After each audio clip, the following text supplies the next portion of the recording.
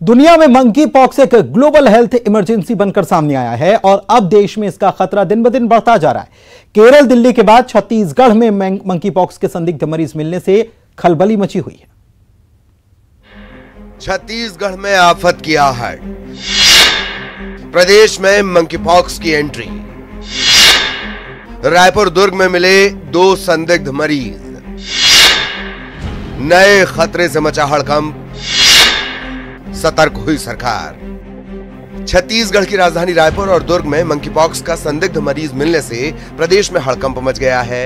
रायपुर में जहां 13 साल के बच्चे में मंकी पॉक्स के लक्षण मिले हैं, छात्र कांकेर का रहने वाला है, वहीं रहकर पढ़ाई करता है, उसकी कोई ट्रैवल हिस्ट्री स्टेट के बाहर की नहीं है। वहीं मंकी पॉक्स का दूसरा संदिग्ध केस भिलाई में मिला है, जहां ग्रीन वैली जुनवाली में ओमान से लौटे युवक के शरीर में लक्षण मिले हैं। युवक ने शिकायत की है कि उसे तेज बुखार है, उसके शरीर में लाल दाने उभर आए हैं। निजी अस्पताल के डॉक्टर ने जांच के दौरान ये बताया कि मरीज में या तो चेचक या फिर मंकी पॉक्स के लक्षण हैं, लिहाजा जांच सैंपल टेस्ट के लिए पुणे लैब भेजा गया है।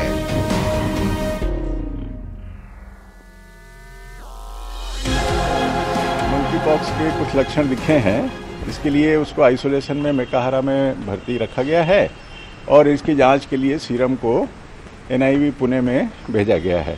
इसके अलावा उसके संपर्क में आने वाले अन्य बच्चों को भी ऑब्जर्वेशन में रखा गया है।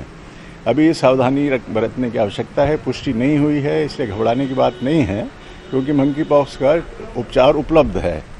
मंकी पॉक्स जो है वो सामान्यतः मध्य पश्चिम अफ्रीका के उष्णकटिबंधीय क्षेत्रों में ही पाया गया है अभी, और अभी वहाँ पे जो प्रकरण पाए गए हैं उसको देखते हुए हम भारत में अभी तक 4 जून 22 से अभी तक कोई भी हमारे पास रिपोर्ट ऐसी प्राप्त नहीं हुई जिसमें यहाँ पे पॉजिटिव दिखता हो। छत्तीसगढ़ में भी कोई भी ऐसी रिपोर्ट अभी पॉजिटिव दिखी नहीं है। दुर्ग भिलाई क्षेत्र में भी हमें कोई पॉजिटिव की रिपोर्ट नहीं दिखी है।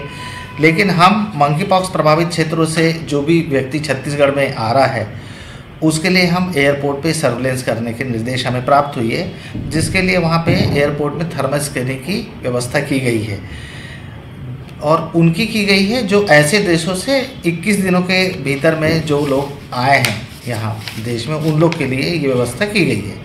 छत्तीसगढ़ में मंकी पॉक्स संदिग्ध मरीजों के मिलने के बाद में हड़कंप मचा हुआ है। हालांकि इन दोनों ही मरीजों की कोई पुष्टि नहीं हुई है। आपको बताना चाहूँगा कि रायपुर में एक 13 वर्षीय बालक में मंकी पॉक्स के लक्षण पाए गए हैं, तो उसी तरह से भिलाई के ग्रीन वैली में रहने वाला एक व्यक्ति जो 21 जुलाई को वापस से लौटा था, ओमान से लौटा था, उसकी में मंकी पॉक्स के लक्षण पाए गए हैं, जिसमें शरीर में चकत्ते दिखाई दे रहे हैं और शरीर में दर्द हो रहा है। तो इन दोनों ही मरीजों के खबर मिलने के बाद में संपूर्ण शहर में हड़कंप सा मचा हुआ है। दोनों की रिपोर्ट जो है वो जांच के लिए भेजी गई है, उसके बाद ही कोई स्पष्ट रूप से ये कहा जा सकेगा कि मंकी पॉक्स है कि नहीं। लेकिन फिलहाल इस दोनों ही मरीजों के मिलने के बाद में स्वास्थ्य विभाग पूरी तरह से अलर्ट हो गया है और अब वो जितने भी लोग मरीज जो बाहर से आ रहे हैं उन पर नज़र रख रहा है ताकि कोई भी संक्रमण फैलने का खतरा न उत्पन्न हो। न्यूज़ 18 छत्तीसगढ़ के लिए दुर्ग से मिथिलेश ठाकुर। रायपुर से बड़ी खबर बता दें, अविश्वास प्रस्ताव पर चर्चा जो है विधानसभा में चल रही है। अविश्वास प्रस्ताव विपक्ष लेकर आया था और विपक्ष के पास कोई मुद्दा नहीं है, ये शिव कुमार डहरिया ने कहा है। विधानसभा में 8 घंटे से इस पर चर्चा चल रही है, लेकिन शिव कुमार डहरिया कह रहे हैं कि विपक्ष के पास कोई मुद्दा ही नहीं है। बीजेपी के शासनकाल में काम की लागत बढ़ी, बिलासपुर में सीवरेज सिस्टम में काम महंगा हुआ, 120 करोड़ के काम को 850 करोड़ तक पहुंचा दिया गया, यह भी कहा गया। और रायपुर से खबर, बीजेपी प्रभारियों का दौरा होना है। कल बीजेपी प्रभारियों का छत्तीसगढ़ दौरा है। छत्तीसगढ़ प्रभारी डी पुरंदेश्वरी कल रायपुर आएंगी। राष्ट्रीय सह संगठन महामंत्री शिव प्रकाश भी आने वाले हैं। शाम 5 बजे दोनों नेता रायपुर पहुंचेंगे। पार्टी पदाधिकारियों और नेताओं से चर्चा करने वाले हैं।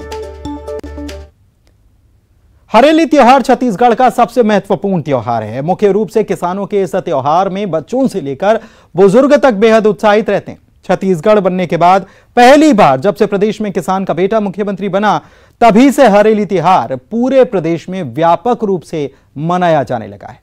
हरेली यानी हरियाली। प्रकृति में चारों ओर जब हरियाली ही हरियाली दिखती है, तब इस पर्व को मनाया जाता है। हरेली यानी खेती किसानी का पर्व खेतों में लहलहाती फसल को देखकर जब किसान का चेहरा खिल उठता है, तब इस त्योहार का महत्व और बढ़ जाता है। प्रदेश का हर किसान हरेली त्योहार का इंतजार करता है। हरेली के साथ ही प्रदेश में शुरू हो जाता है त्योहारों का सिलसिला। हरेली के दिन किसान कृषि यंत्रों, नागर, गैती, कुदाल, फावड़ा समेत किसानी के काम आने वाले सभी तरह के औजारों की साफ सफाई कर उनकी पूजा करते हैं। महिलाएं तरह तरह के व्यंजन बनाती हैं। प्रकार से हम कह सकते हैं कि सबसे प्रमुख त्यौहार है और विशेष करके इसमें जो एक तरफ तो हम देखते हैं कि पूजा यानी आध्यात्मिकता ये सब भी हमको दिखाई देती है। दूसरे तरफ किसानों के जो अपने खेती के कामों में उपयोग किए जाने वाले जो वस्तुएं उनकी पूजा का भी उल्लेख मिलता है।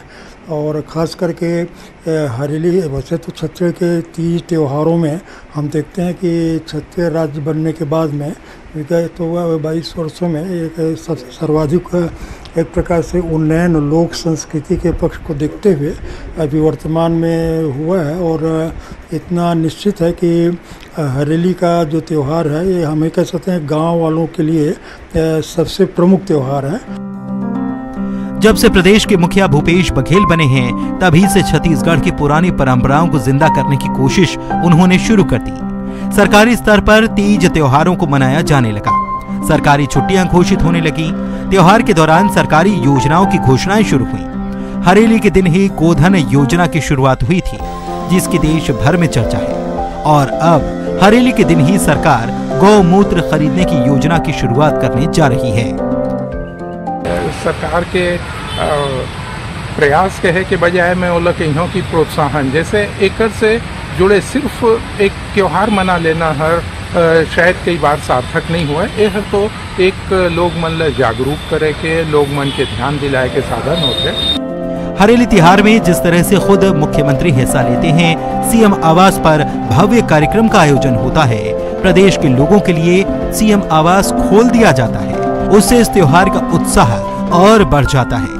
मुख्यमंत्री भूपेश बघेल इस दिन हर वो काम करते हैं जो प्रदेश का किसान करता है, प्रदेश का युवा और बच्चे करते हैं। दमोह से, मध्य प्रदेश के दमोह से बड़ी खबर ये इस वक्त की हिंडोरिया में 12 से ज्यादा लोगों की तबीयत अचानक से बिगड़ गई है। जिला अस्पताल में मरीजों को भर्ती करा दिया गया है। 2 लोगों की मौत की खबर भी सामने आ रही है। स्वास्थ्य विभाग ने हालांकि मौत की पुष्टि नहीं की है और जानकारी जो मिली है उसके मुताबिक कुएं के दूषित पानी पीने की वजह से हालत बिगड़ने की बात सामने आई है।